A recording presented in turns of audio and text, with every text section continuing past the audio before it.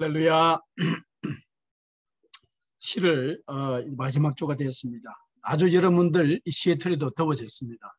올해 들어 가장 더운 날씨가 이번 주에 진행이 됩니다. 여러분 다른 지역들도 많이 더웠을 거예요. 하여튼 건강하시고 오늘 우리 단일 왕국 시대에 대한 강의를 시작하겠습니다. 기도하겠습니다. 좋으신 하나님 감사합니다. 이 여름 가운데서도 주님이 주신 말씀을 공부하고 묵상하고 또 나누는 그런 시간을 보내고 있습니다. 주님, 저희들이 읽는 그 구약의 모든 성경 가운데 또 함께 하시고 저희들에게 시간 주시고 건강 주셔서 잘 말씀들 공부하고 준비하는 저희들 되게 하여 주옵소서. 모든 시간을 주님께 부탁합니다. 예수님의 이름으로 기도드립니다. 아멘. 자, 오늘 화면으로 화면 공유로 바로 들어가겠습니다. 오늘은 11번째의 그 비디오 단일 왕국 시대를 우리가 들어갑니다. 오늘은 25일 중원입니다. 25일 중원이고 이번 주에는 줌 미팅이 없습니다. 30일에는 줌 미팅이 없으니까 그 대신 오늘 강의에 과제를 제출하는 걸로 줌 미팅을 참석하는 걸로 제가 인정을 합니다. 그러니 오늘 단일 왕국 시대 그리고 뒤에 이어서 또 분열 왕국 시대를 제가 강의를 보내고 그 뒤에 있는 간단한 학습 여러분들 그것을 카메라로 찍든지 뭐 여러 가지 모양으로 해서 줌이나 톡이나 혹은 이메일로 보내주시면 제가 출석 체크해 드리겠습니다. 그리고 이번 주간은 이번 주 주말 30일 토요일까지 욥기 39장부터 끝장 시편 잠언 시가서죠. 전도서 아가서까지가 시가서 5권의 책. 그리고 이제 이사야 대선지자 선지서 모조리티 메이저 프라이빗이라 그러죠. 볼륨으로 이제 구분을 합니다. 대와 소는 그분이 위대하지 않고가 아니라 쓰신 기록이 많아서 이사야 41장까지가 이번 토요일까지 여러분들이 같이 저에게 보내주시기 바랍니다. 저는 꼬박꼬박 여러분들이 보내주시는 거를 제가 기록을 하고 있으니까 특히 과제는 데드라인까지만 제가 받습니다. 과제를. 그래서 비디오 2개를 보내드릴 때에 보고 답을 주시면은 이번 주에 강의한 걸로 하고 시간에 맞추어서 잘 정리하기 바랍니다. 성경 통독 보고서는 저에게 채팅창에는 못 올리지만 저한테 톡으로 보내주시기 바랍니다. 우리가 지난주 중간고사에서 친 거 이거죠. 지금 공부가 이 10개 시대 창조시대 그리고 이제 족장시대 그죠. 우리가 창조시대 다음에 아브라함과 이삭과 야곱과 요셉 그리고 이제 그 다음에 그들이 400년간 430년간 애굽에서 인큐베이터로 살아가죠. 그래 하나님 모르는 삶 그 왕의 시대에 모세를 불러서 출애굽과 왕의 시대가 진행이 되죠. 40년간 1세대가 완전히 교만함으로 1세대가 죽고 나서 2세대의 대표자인 요수아를 통해서 정복시대가 진행이 됩니다. 정복이 다 되면은 12부족이 자유롭게 하나님의 그 통치 가운데 살아가는 사사시대가 열리게 됩니다. 12사사, 지난번에 우리가 나누었던 12사사가 이제 그 도움을 그 국가를 이끌어가는 그런 시대가 일어나고 그리고 나서 하나님께서 마침내 그들에게 원하는 왕을 허락함으로 단일 왕국 시대가 진행이 됩니다. 사울이 초대 왕이 단일 왕국이 되지만은 그러나 하나님의 마음에 합한 다윗에 의해서 진정한 의미의 단일 왕국이 되고 그리고 그 아들 솔로몬의 3대 되는 그 르호보암 때 남과 북이 나눠지죠. 그래서 분열 왕국 시대에 북이스라엘은 여로보암이 남유다는 르호보암이 왕이 되어서 또 진행이 됩니다. 그리고 북이스라엘은 시종일관 하나님을 경배하지 않습니다. 먼저 망합니다. 시리아에. 그리고 남유다도 150년 뒤에 멸망하고 리더들은 지금의 바벨로니아 바그다드로 포로로 잡혀가고 70년간의 포로 시대가 진행이 되죠. 그리고 나서 70년이 지난 뒤에 하나님께서 말씀하신 모든 예언자를 통해서 말씀 선포하는 대로 포로들이 70년 뒤에 돌아오는 포로 귀환 시대가 진행이 되죠. 포로 귀환 시대에 의해서 거기서 성령과 예루살렘을 온전하게 그들이 회복합니다. 그리고 나서 하나님 예수님 오시기 침묵시대 400년의 침묵시대가 진행이 되죠. 10개 시대는 구약 전체를 관통하는 말씀이기 때문에 여러분들이 잘 반드시 기억하셔야 되고 성경 17권의 역사서와 시가서 5권 그리고 예언서 17권 17, 5, 17 요 기본적인 족보도 여러분들이 반드시 기억하셔야 됩니다. 시간 나면 연습하셔야 돼요. 종이에다가. 자, 그리고 지난주에 우리가 토요일 날 시험 쳤던 모세오경 펜타투크의 펜타투크는 모세오경이라고 우리가 이야기를 하죠. 모세가 쓴 5권의 책. 그래서 약속과 그 안에 펜타투크를 6개의 블락이 나오는데 하나님의 약속과 선택하심과 구원, deliverance and 언약 그리고 율법과 땅 이 6가지의 내용이 있다는 것을 우리가 여러분들이 리더로서 알면 되겠고 그리고 아브라함에만 특별하신 하나님의 그 약속은 우리에게도 동일한 영적인 이 아브라함의 자녀로서 우리에게 허락하신 것은 땅과 민족과 자녀와 복입니다. 그래서 세 가지 그것이 면면이 우리까지 흐르고 있습니다. 그리고 펜타투크 전체 책을 구약 전체를 나누는 거죠. 나누면 창세기 1장과 11장 그리고 창세기 12장부터 신명기지만은 그것이 말라카이까지 쭉 진행됩니다. 실제로는 계시록까지 요 창세기 12장부터 계시록이 인간의 구원에 대한 하나님의 말씀이죠. 이것을 또 구분을 기본적으로 여러분들 알고 계시면은 성경 전체에 대한 일단 핵심은 이미 가지고 있는 거죠. 제가 이 짧은 10주 동안에 구약 전체를 여러 가지 공부하는 방법이 있어요. 그러나 그것은 너무 지엽적인 창세기 그 39권에 일일이 다루는 거는 책들이 참고서들이 너무너무 좋은 게 많아요.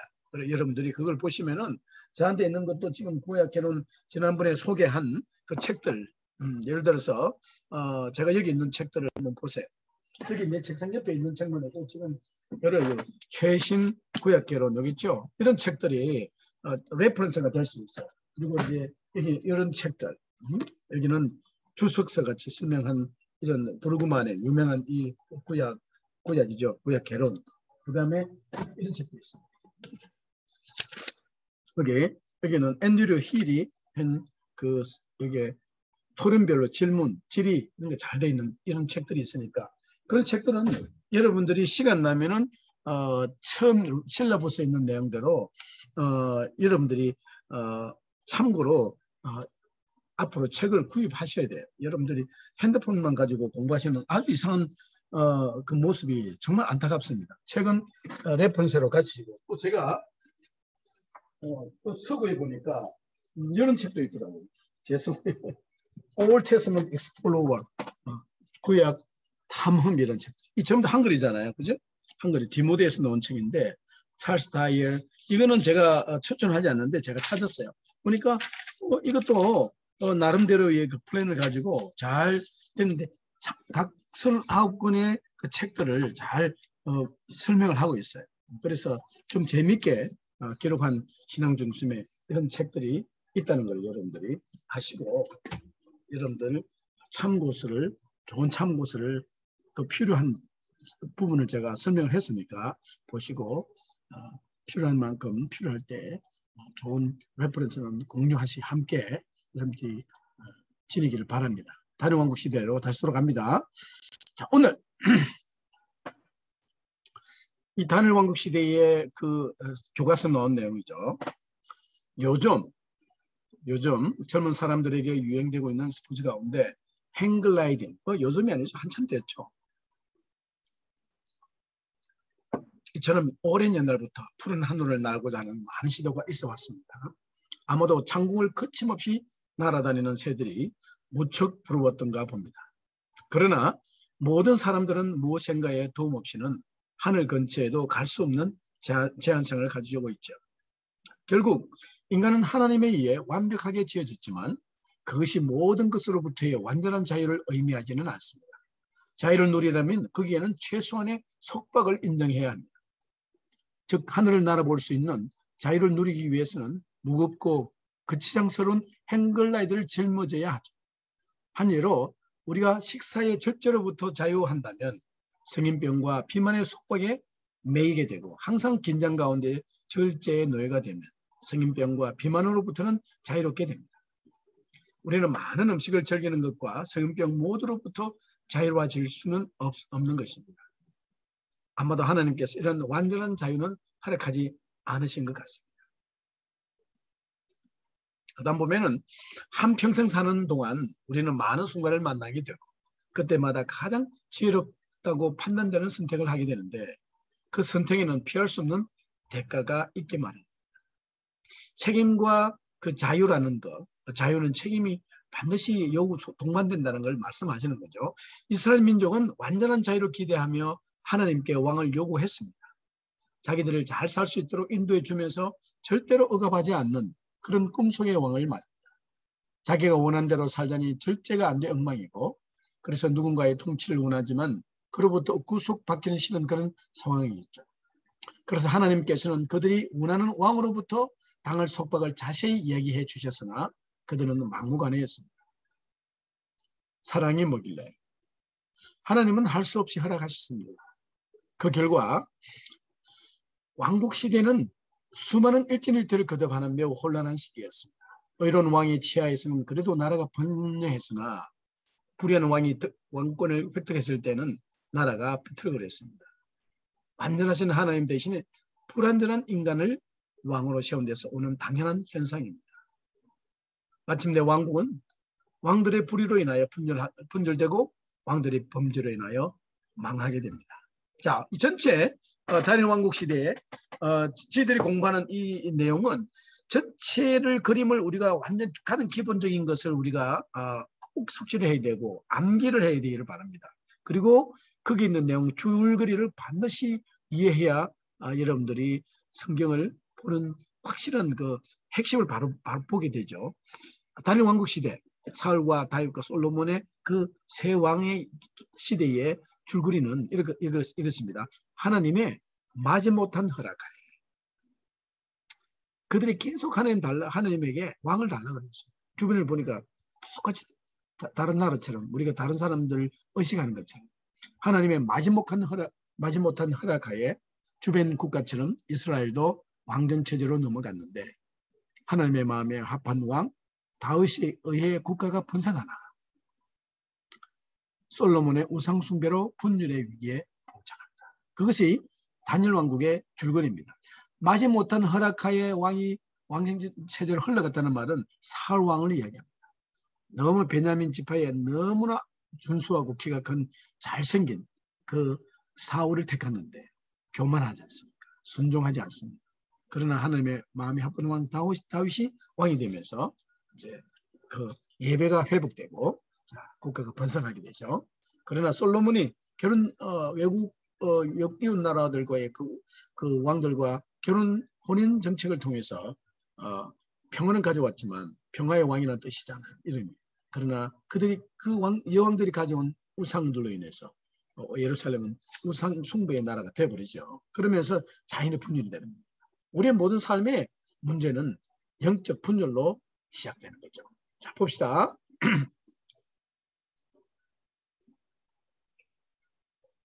전개는 다니엘 왕국 시대는 다음에 세 왕이 있었습니다. 잘 아시는 사울, 다윗 그리고 솔로몬 왕. 사울 왕은 초대 왕이지만 왕정의 한계를 넘어서는 월권으로 하나님께 버림받습니다. 여기 보니까 사울은 마지막 사사인 사무엘에게서 완전한 왕정을 확립한 다윗으로 넘어가는 과도기의 인물이었습니다. 왕은 왕이었으나 세습을 하지 못한 면에서 사사적인 요소를 가지고 있는 거죠. 그렇죠. 이 사울이 그 왕권은 약간 그 중간 단계, 트랜지션 피리어드의 왕의 모습입니다. 그런데 그가 왕으로 세워진 이유는 첫 번째 보니까 외모예요. 요즘에 그 세상 모습들이 그러잖아요. 이 사람들이 끝으로 드러나는 것을 너무나 우선시하는 모습들이 있어요. 외모. 그 사무엘상 9장 2절에 보니까 준수한 소년이다.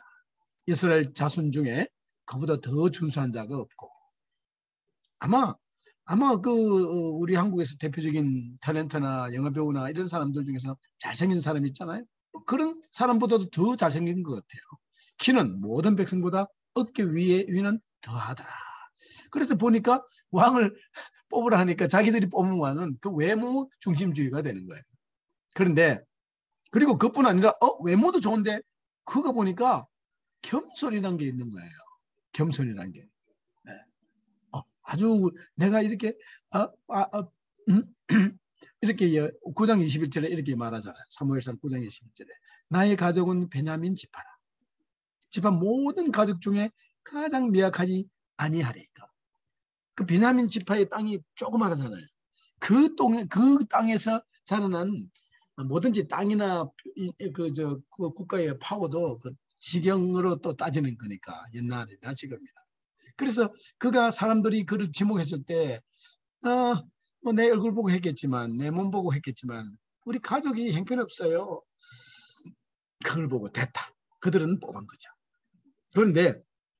그러나 그는 이스라엘 왕이 절대 월권할 수 없는 제사장의 영역. 사무엘 대신에 그가 제사를 드리죠. 예배를 드리죠. 사무엘상 13장 9절 한번 보세요. 펴보세요. 13장 9절. 여기 있잖아요. 여기 13장 9절. 여기 제가 여기 있네. 출석 달기 여기 있죠? 네, 여기 있네. 이걸로 13장 9절 요거. 13장 9절 보면은 이렇게 말합니다. 다 같이 읽어볼까요? 한번 읽어보세요. 사울이 가로되 번제와 화목 제물을 이리로 가져라 하여 범죄를 들었더니 자기가 할 수 있는 그 영역을 넘어섰죠. 그것을 우리가 월권이라고 해요. 그리고 그뿐 아니에요. 선지자의 영역. 사무엘이 그에게 연을 합니다. 연을. 사무엘이 하나님의 말씀을 받아서 대변한 연인데 그거를 무시해. 순종을 하지 못했죠. 사무엘상 15장 1절에 보니까 뭐라 되어 있습니까? 아말렉 진멸의 명령을 주었어요. 아말렉은 이스라엘이 그 출애굽할 때에 올 때 얼마나 자신들을 그 거지가 되어서 이제 그 노예 생활로 있던 이스라엘이 그 가나안 땅을 찾아가는데 그때 계속해서 그들을 건드리고 방해했죠. 그래서 20만 명 부병과 유다 1만. 그래서 그 군인으로 그 군사로 승리하게 되죠. 그런데 사울이 가장 좋은 것 남깁니다. 15장 9절에 뭐라 되어 있습니까? 사울과 백성이 아각 왕과 그 양과 소의 가장 좋은 것 또는 기름진 것과 어린 양과 모든 좋은 것을 남기고 진멸기를 절개하지 아니하였습니다. 그래서 그가 끝으로 그냥 그 제사장 자기의 기름 부은 사무엘에게 보여주기 위해서 가치 없는 것만 죽이는 체행인 거예요. 좋은 거는 다 낭비해놓았죠. 하나님은 그 전쟁에서 모든 것은 진멸 완전 가루로 만들어라 그런 거예요. 그래서 하나님께 버림을 받게 됩니다. 그래서 그 아들 사랑하는 아들 요나단도 그 아버지 사울과 함께 전쟁에서 같은 날 죽음을 당합니다. 그래서 거의 후계자도 없어져 버리죠. 그는 평생 블레셋과 주로 싸웠는데 결국 블레셋에 의하여 전사를 당합니다. 자, 이게 여러분 사울 왕입니다. 자, 그 다음에 이제 하나님의 진정한 택한 다윗 왕을 봅시다.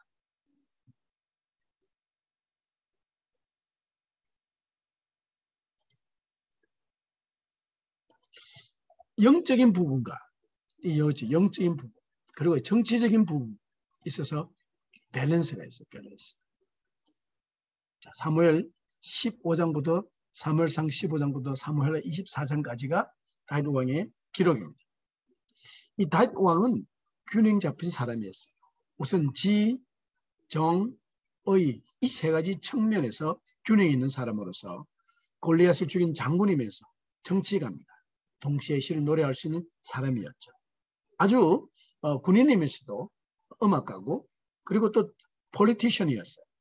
그리고 영적인 부분과 여기 보니까 영적인 부분과 정치적인 부분, 영적인 부분 그리고 정치적인 부분에서도 균형 감각이 있어요. 자기를 죽이려고 하는 사울 왕을 죽일 기회가 있었어요. 그런데 그걸 죽이지 않았어요. 나중에 사울 왕이 죽었을 때 만일 사울 왕이 자기 손으로 죽었다면은 자기 자녀들도 또 그런 자기 밑에 있는 장군들도 자기의 후임 그러니까 다윗의 후대에 된 왕들을 또 반영할 수가 있잖아요. 그런데 손을 대지 않거든요. 자, 저기 보면은 즉 하나님이 기름 부어 세우신 왕을 사람이 죽일 수 없다는 영적인 이유, 영적인 스피리추얼 리전이 있죠. 그 다음에 두 번째는 그게 영적인 이유가 처음이지만 사실은 그보다 또 중요한 것은 실제적인 프랙티컬한 부분은 왕이 누군가에 의해서 암살당하는 선례를 남기면 그것은 곧 자신과 자신의 후손에 대한 암살 가능성을 열어주는 결과를 낳는 거예요. 이것이 얘가 남유다는 다윗에 의해서 그 다윗 라인에서 쭉 왕권이 진행되지만 그 분열된 북이스라엘은 그 왕이 밑에 있는 장군이 왕을 죽이고 자신이 왕이 되고 또 다른 장군이 자기를 죽이고 하면서 피벌이 나는 그런 역사가 진행되잖아요. 이것은 곧 자신과 자신의 후손에 대한 암살 가능성을 열어주는 결과를 낳는다는 통찰. 통찰은 멀리 바라보는 거죠.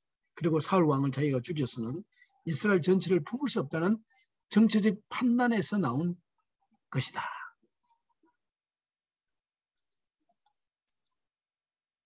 네.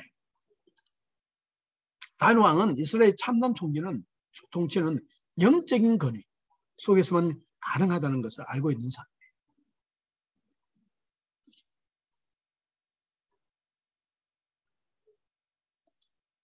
그래서 수도를 아직 아무 지파에도 속하지 않는 여부서의 땅인 시온성, 즉 예루살렘을 정복하여 수도로 정했습니다. 지난번에 보셨지만 이게 땅이 이스라엘 땅이요 이렇게 해서 예루살렘이 가장 높고 이렇게 됩니다. 여기가 예루살렘이에요. 아주 높은 곳이에요. 네. 예루살렘.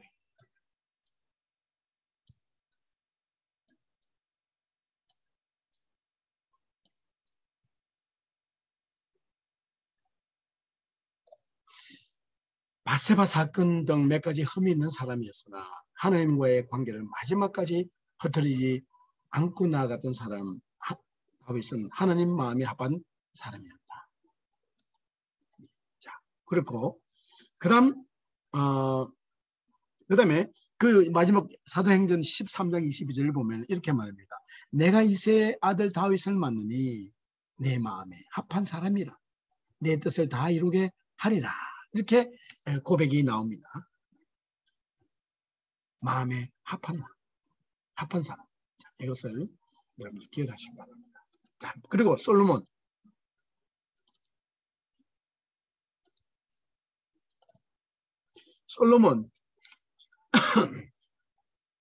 전체 군주제를 확립하고 최고의 번성을 누렸으나 자기 꾀에 자기가 빠진 왕이다. 열왕기상 우리가 아는 열왕기상 여기 나온 대로 열왕기상 1장부터 11장까지입니다. 솔로몬은 지혜의 왕이죠. 네임은 평화의 왕이라는 뜻이고 이때의 지혜는 백성을 잘 다스리고 재판하기 위해 그가 하나님께 간구한 것이고 그리고 하나님으로부터는 지혜죠. 3장 9절. 그의 통치하에 있어. 나라가 부흥하여지. 한번 여러분들이 그 성경에 그 중요한 그 부분을 한 번씩 열어봐야 돼요. 그래서 여러분들이 그냥 장난스럽게 지나갈 일이 아니고 한번 볼까요? 열왕기상 한번 보세요. 열왕기상 3장 9절 한번 열어보세요. 열왕기상 읽어볼까요? 3장 9절. 자, 시작. 누가 이 주의 이 많은 백성을 재판할 수 있사오리까? 듣는 마음을 종용해 주사 주의 백성을 재판하여 선악을 분별하게 하옵소서. 그가 왕이 되어서 예배를 드리면서 성전을 하나님 아버지께 드리면서 그가 기도한 내용, 하나님을 감명시킨 거죠. 자기 자신이 아니라 하나님께서 너는 부도 아니고 수도 아니고 이 나의 백성을 위해서 지혜를 달라고 하니 네가 구하지 않는 그 수와 내가 부까지도 내 보너스를 주겠다. 그리고 그는 지혜가 넘칠 뿐 아니라 그래서 그가 지은 그 시가스의 책이 아가스, 송 오브 송. 그 다음에 그 뒤에 나오는 수많은 전도서 그리고 그 주의 지혜서 그렇게 지혜서인 바로 잠언 이런 것들을 주옥 같은 글들이 거기서 나오게 된 거죠. 그래서 그 솔로몬의 통치하에서는 여기서부터 나라는 부강해지고 국제무역으로 엄청난 부를 쌓게 됐습니다. 길에 돌아다니는 것이 언이었다잖아요. 그는 아버지의 다윗의 뜻을 받들어 성전을 지었는데 이때부터 예루살렘은 명실공히 이스라엘의 영적 중심지. 예루살렘이 이스라엘의 영적 중심지가 됐고, 그러나 그는 나라가 번성하고 시바에서 국민군이 올 만큼 소문이 나자 지의 근본이 누구인 줄을 잊어버리기 시작합니다. 그래서 주변의 전제군주처럼 정치적으로 외국의 공주들, 이게 이제 혼인 정책을 썼죠. 그 정략결혼, 평화를 누리기 위해서 자기 사회 국가를 같은 쳐들어올 수가 없다고 생각했죠. 그것이 그의 올무가 된 거죠. 즉 그 공주들이 가지고 온 우상과 함께 생기게 된 거예요. 이 우상에 대한 그런 우상 숭배에 대한 것들이 결국은 나라가 분열되는 결과를 낳게 됩니다. 그래서 그것을 우리가 잘 분별력이 정말 필요하다. 그런 것을 우리가 잘 알아야 되겠죠. 자, 그 다음에 자, 이게 잠깐 그 아버지의 그 아들, 그러니까 그 아브라함이 애굽과 그랄에서 두려워서 부인 사라를 노이 동생이라 속였더니 아들 이삭도 그랄 왕에게 자기 부인 리브가를 노이 동생이라고 속였습니다. 다윗 왕은 사무엘하 11장에서 하얀 곡성을 그리기 시작하고, 자, 여기 보면은 한번 보세요.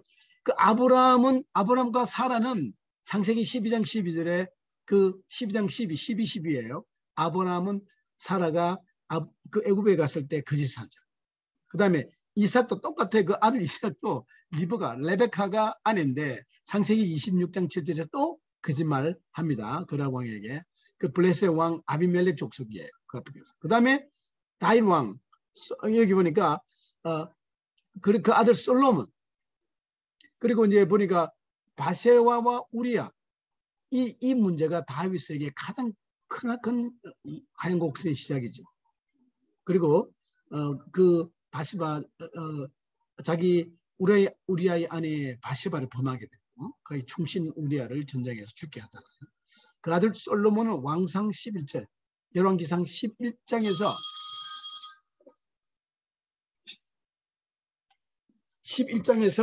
하얀 곡선을 그리기 시작합니다.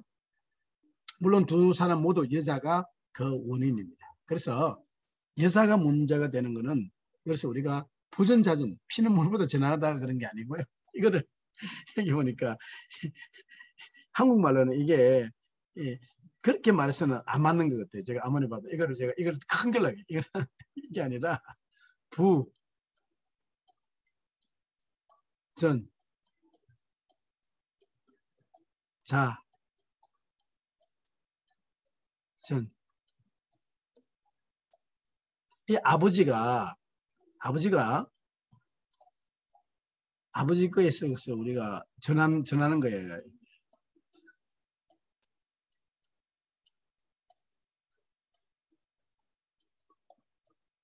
부전, 자, 전.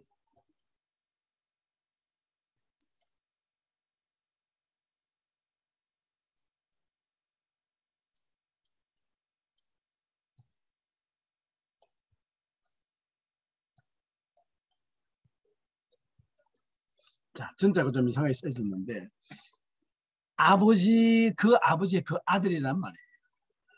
참 이 성경에서 우리가 배우게 되는 그 내용입니다. 그래서 여러분들이 여기까지가 다니엘 왕국의 핵심적인 내용인데 그 엄청난 성경의 내용이 시작됩니다. 사무엘상 8장부터 시작해서 그리고 열왕기상 11장까지가 전개되는데 사울과 다윗 왕과 솔로몬, 그 세 왕의 이야기가 전체 다니엘 왕국의 전체 이야기가 됩니다. 그래서 여러분들이 나와 있는 대로 여기 있는 대로 하나님의 마지막 못한 허락하에 주변 국가처럼 이스라엘도 왕정 체제로 넘어갔지만 하나님의 마음에 합한 왕 다윗에 의해 국가가 번성하지만 3대 솔로몬의 우상 숭배로 분열의 위기에 봉착하는 것이 이 다니엘 왕국의 전체적인 이야기가 됩니다. 자, 이번 주 여러분들 숙제는 이겁니다. 오늘 강의를 듣고 여기 1이죠. 네? 1. 그죠? 주석 따기 봅시다. 자, 주석 따기 1. 여기 1이잖아요. 1과 2와 3의 답을 적어서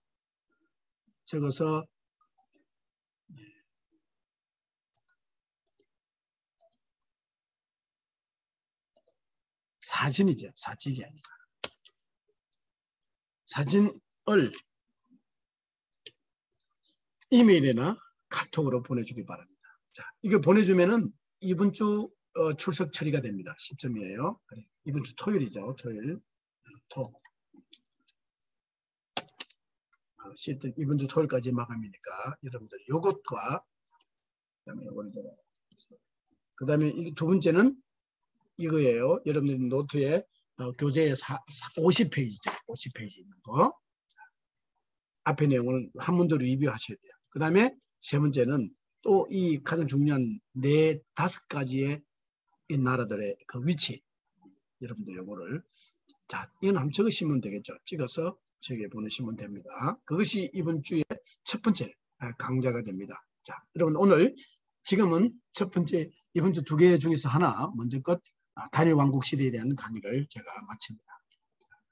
자, 여기까지 하고 제가 두 번째 분열 왕국 하고 나서 클로징 기도를 같이 할게요. 자, 수고하셨습니다.